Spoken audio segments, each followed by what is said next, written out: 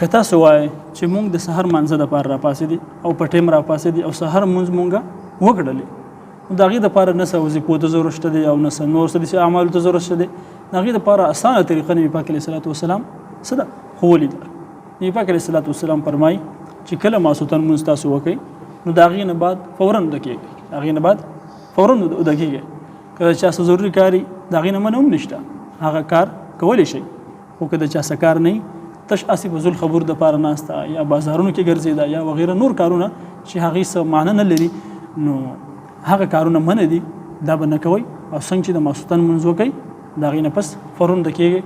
تاسو به که شپې لنډې او که اوږدې تاسو به سحر مانځه له پاڅېدی شئ. دا بالکل د نبي پاک علیه صلات وسلام احادیث دا د کاڼي کرښه په دې کې د سره شک شوبه نه.